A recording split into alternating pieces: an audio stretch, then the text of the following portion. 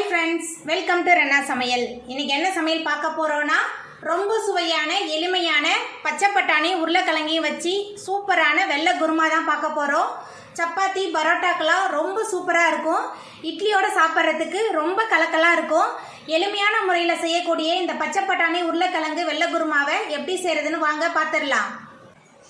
தேங்காய் பேஸ்ட்டுக்கு 1/4 மூடி தேங்காய் சேர்த்துடலாம்.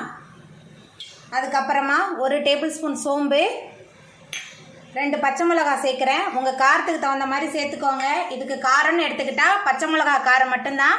இப்போ இதை மிக்சியில் சேர்த்துட்டு விழுதாக அரைச்சிட்டு வந்துடலாம். மிக்சி ஜாரில் சேர்த்துதை விழுதாக அரைச்சிட்டு வந்தாச்சு. இப்போ பட்டாணி உருளைக்கிழங்கு குருமா எப்படி பண்ணுறதுன்னு பார்த்துடலாம். வெள்ளை குருமா பண்ணுறதுக்கு எண்ணெய் சேர்த்துடலாம். 3 டேபிள் ஸ்பூன் எண்ணெய் சேர்க்குறேன். எண்ணெய் சூடாகி வரட்டும்.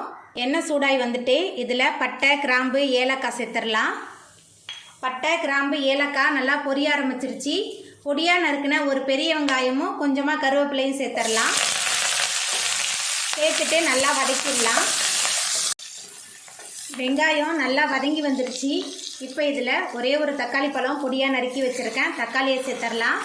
அது கூடவே 2 டேபிள் ஸ்பூன் இஞ்சி பூண்டு விழுது எல்லாத்தையும் சேர்த்துட்டு நல்லா வதக்கிடலாம்.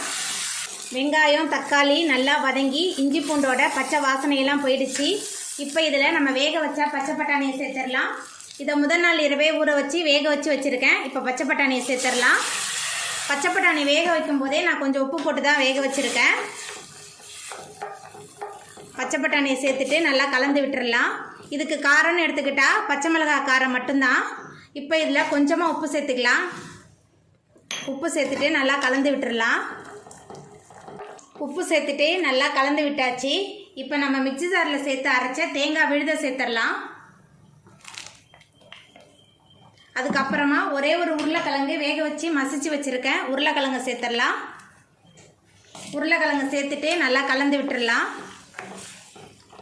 நம்ம சேர்த்த பட்டாணி உருளைக்கிழங்கு எல்லாமே சேர்ந்து நல்லா கொதிச்சு வரட்டும். அது வரைக்கும் நல்லா கொதிக்கிட்டோம். நம்ம சேர்த்த உருளைக்கிழங்கு பச்சை பட்டாணி தேங்காய் மசாலா எல்லாமே சேர்ந்து நல்லா கொதிக்க ஆரம்பிச்சிருச்சு. இப்போ இதில் மேலால் கொஞ்சமாக கொத்தமல்லி தழை தூவிடலாம். கொத்தமல்லி தழை தூவிட்டு நம்ம அடுப்பை ஆஃப் பண்ணிடலாம். அவ்வளோதாங்க, நம்மளோட சுவையான பச்சை பட்டாணி வெள்ளை குருமா ரொம்ப சூப்பராக ரெடி ஆகிட்டு. நீங்களும் உங்கள் வீட்டில் இந்த சுவையான பச்சை பட்டாணி வெள்ளை குருமாவை செஞ்சு பாருங்கள். இந்த வீடியோ உங்களுக்கு பிடிச்சிருந்தா லைக் பண்ணுங்கள், ஷேர் பண்ணுங்கள், கமெண்ட் பண்ணுங்கள், சப்ஸ்கிரைப் பண்ணுங்கள். அப்படியே பக்கத்தில் உள்ள பெல் பட்டனையும் கிளிக் பண்ணிடுங்க. நன்றி.